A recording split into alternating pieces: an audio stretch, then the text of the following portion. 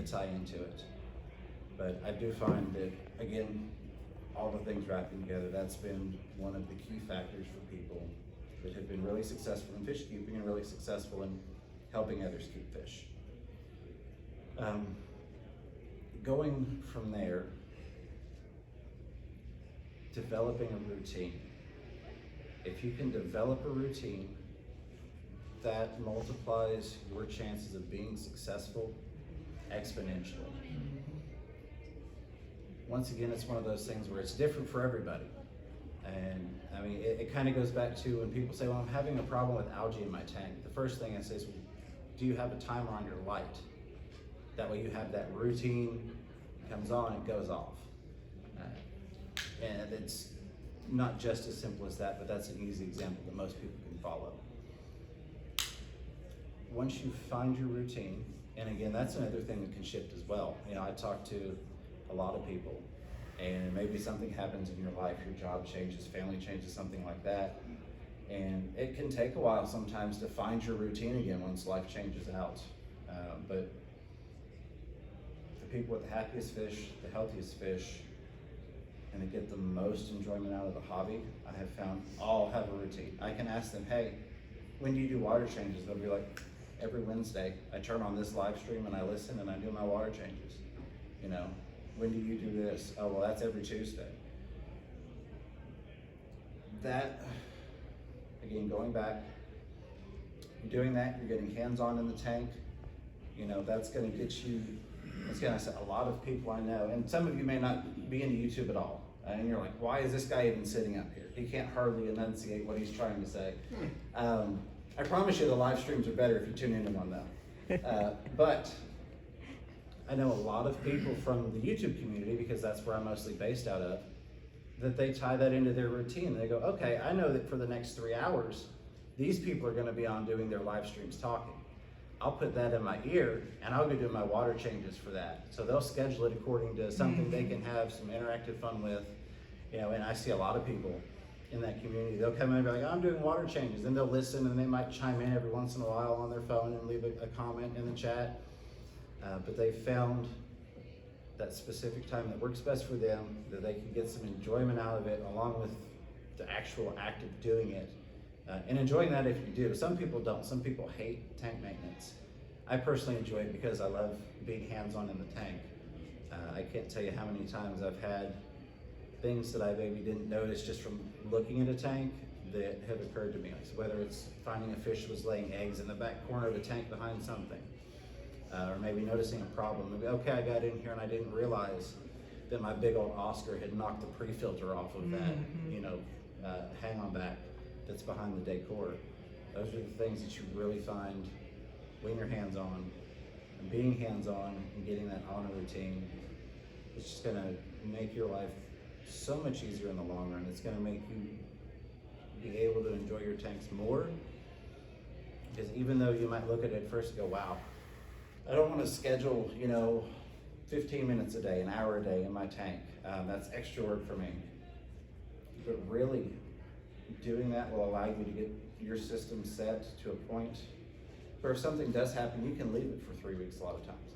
I know a lot of people, and I'm looking at quite a few of them, where something happens in life and they're like, oh, I had to go out of town in an emergency, you know, or something happened with family and I you know, had to let my tanks not go in terms of down the drain, but I wasn't able to be there for them. And I've maintained them well enough, and I've spent the time learning what to do, talking to other people, getting hands-on, and maintaining that routine, that my tanks were fine. I didn't have any issues, you know? So oftentimes I feel like if that was somebody that didn't really know what they were doing, didn't have experience, didn't have their tank set up properly, I say I feel like, but I've seen instances of it.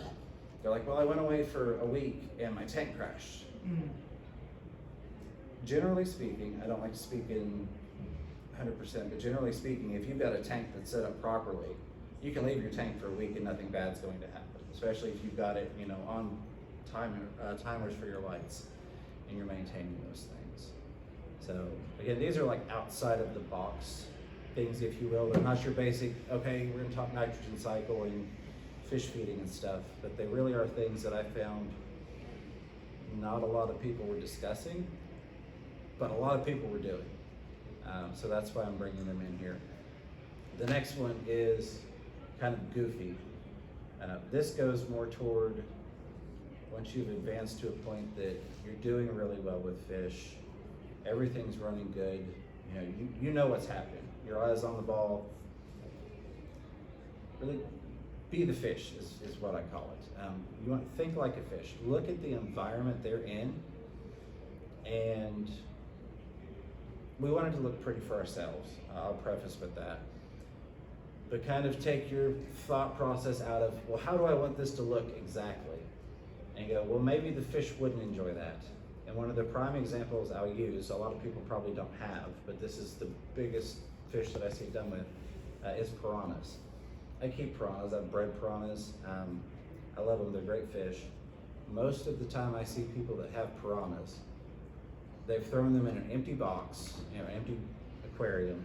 They've got water in there. They might have one decoration and it's just all bare. And it's that way they can see them all the time, and they just want to throw garbage in there because they just want this aggressive fish that's just attacking everything all the time.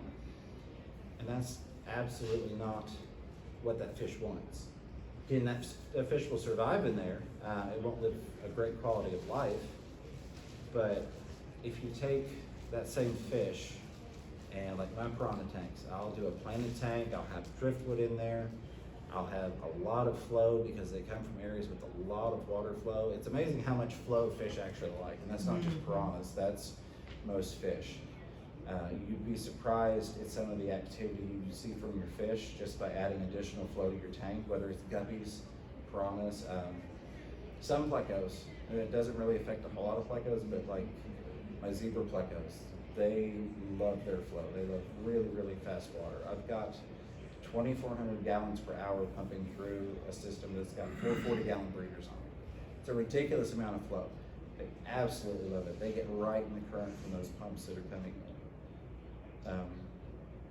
But it comes from thinking, being the fish. Where does this fish come from?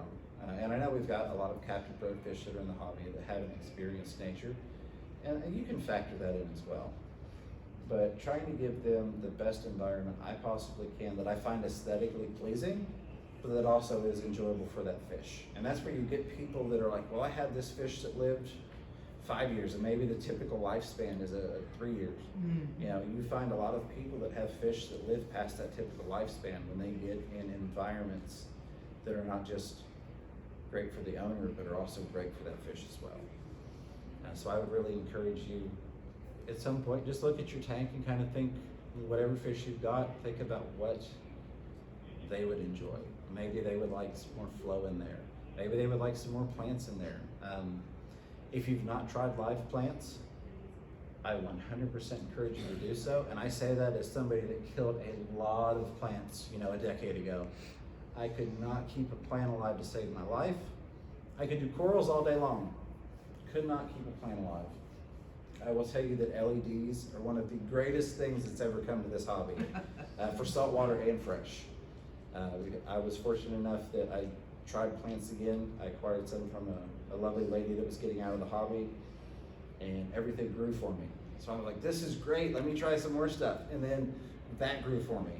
And now I almost refuse to do a tank if it's not planted. There are instances you can't do planted tanks, or it may be difficult to if you've got some big cichlids and they're just ripping things apart. There's some instances that are tough to impossible to do plants, but I really encourage you, if you've not tried it, get those plants in there and help give that natural balance to the tank. Not only is it aesthetically pleasing, it gives a lot of different bioorganisms and things for your fish to feed on. It helps balance your water out with the nitrogen cycle, which I said we weren't going to really talk much about because it gets talked to death, yet not enough somehow at the same time.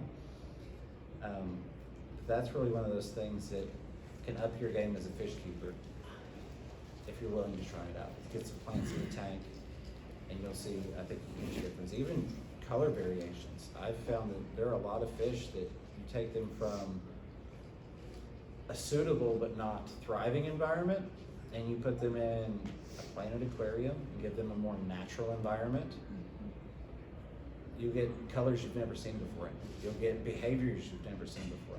You'll get fish that start breeding that you've maybe tried to get breeding.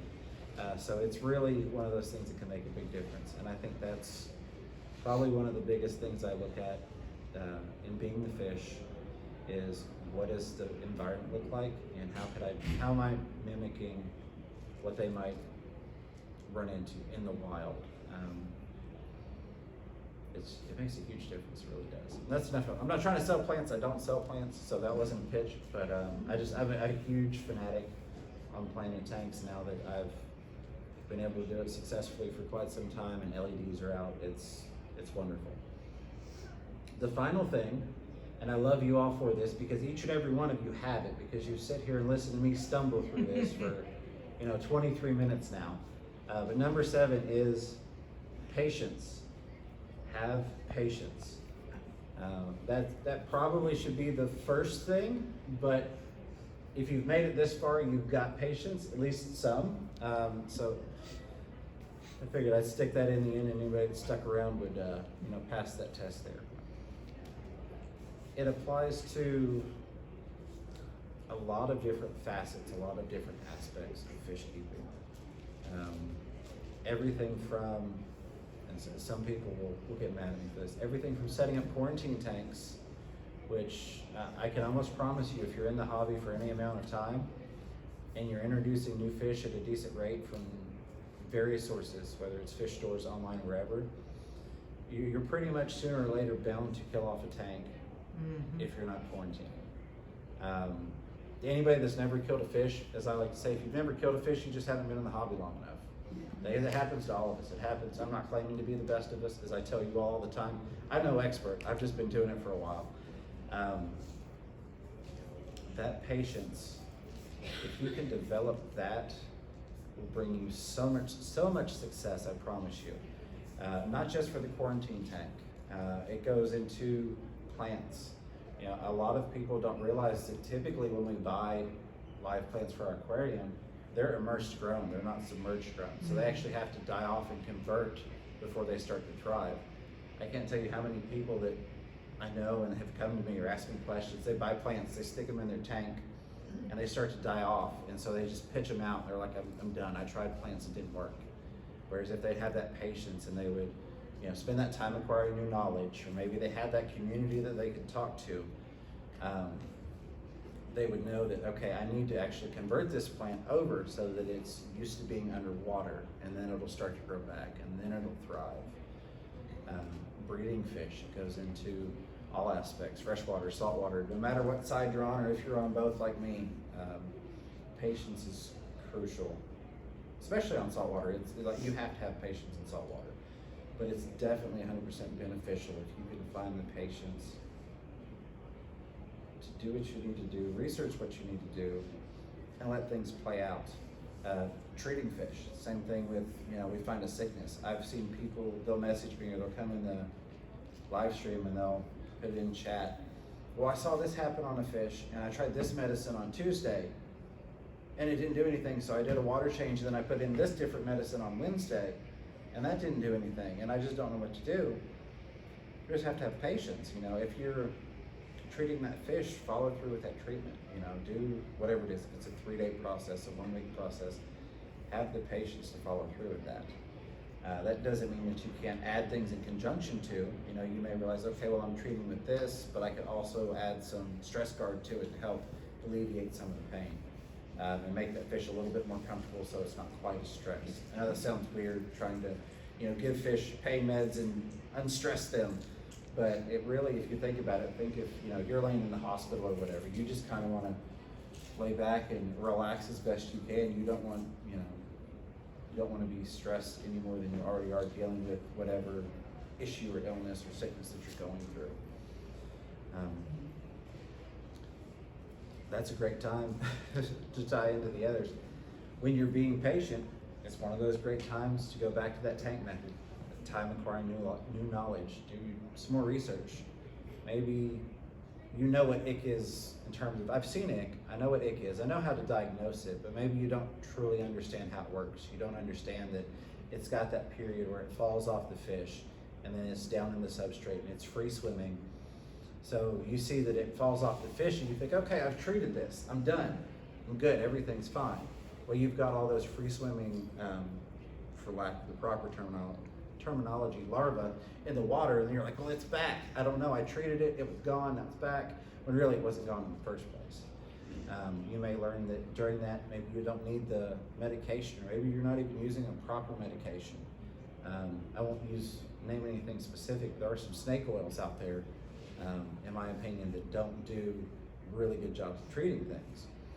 Well, if you've got that community and you're spending that time acquiring new knowledge, you can get with those people and you can go to your sources of information that you trust, and you can find out, well, okay, I can up the temperature because at a certain temperature, it can't survive. You know, I can add some salt into the water. This medicine really works well. You know, I've got 15 people that I know that have used this to treat this, tying back into those other things. It also helps to not freak out, as I've seen some people do. They find an issue and they panic and they're like, well, I did a 90% water change. One instance of that would be finding out that their nitrates were too high. They're like, well, I did a 90% water change. I'm like, well, you potentially did as much damage doing that as you were doing having high nitrates. That a lot of people don't realize that you can actually harm your fish just as much by lowering high quantities of nitrates rapidly as you can by having them in there. So that's, once again, just one of many examples of spending the time, getting knowledge, having awesome people, I'm gonna call it like Susan and CJ and Steve-O and Tiffany and Sean and all these awesome people out here, Lefty, that I can bounce things off of if I've not run into something. Because again, I don't claim to be an expert, I just have a lot of experience. I guess you could say packed into a short time, 15 years or so. But it's been with a lot of tanks. It's been hands-on with, you know, hundreds of tanks over those years, and thousands of fish if you include all the fish I've bred. But I find stuff fairly frequently. I'm like, I've never seen this before.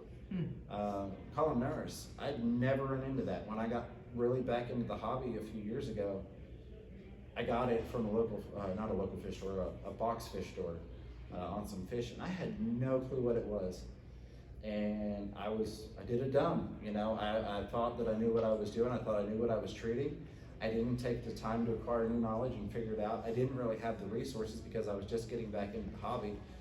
I got one tank, and next thing you know, I had 20, and it just kind of, the bug bit me. And I ended up killing off that whole tank because I wasn't treating them properly. I cranked the temperature up, which is the last thing you want to do because that particular disease, it makes it spread like that. You know, those cells multiply really rapidly with warmer water. And then I got with a couple of people afterwards, and I'm like, I don't know what I did wrong. I thought I was doing what I needed to. I thought I fixed it. I sent some pictures like, oh, it's this, and I'm like, what is that? Yeah, exactly. What is that? You know, I've had all sorts of different types of fish over the years, large, small. I've bred a bunch of different stuff. I've bred things that a lot of people haven't been able to breed in aquariums, and never seen that. But I didn't take the time to make sure what I was doing, and I wasn't patient. I jumped right in. Next thing I knew, I had found the wonderful thing called Canoplex, which is about the only thing that I've ever found that works for columnaris, but I will say it's also like dropping a nuclear bomb in your tank. Hashtag not sponsored, I would say on the streams. But that's pretty much it, and I'll sum those up because I know this started horrible. I appreciate you all bearing with me. I've been running around trying to set up the aquascaping competition, which we'll be hosting in about 30 minutes out there. Y'all will get to see some people aquascape live. I've got my buddy Sean Peck, he's going to be out there with me directing that. But I've been running around trying to make sure everybody's happy, and it finally caught up to me. The stress finally got me.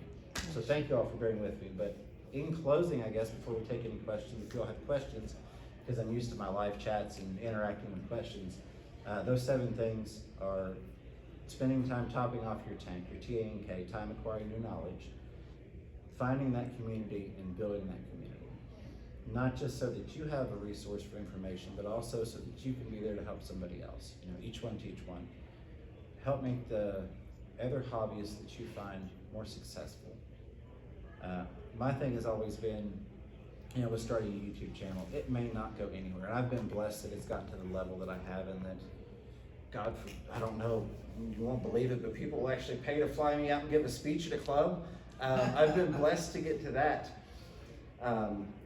But I've always said, even if I don't really go anywhere, so to speak, if I can touch one person and that person can make it and they can get out there into the world and they can help 10,000 people, then that would be amazing. If we could help hobbyists, we could make it where the average lifespan of the hobbyist, in terms of them being in the hobby, not you get in the hobby and you die, which I guess it can be stressful sometimes, that could happen.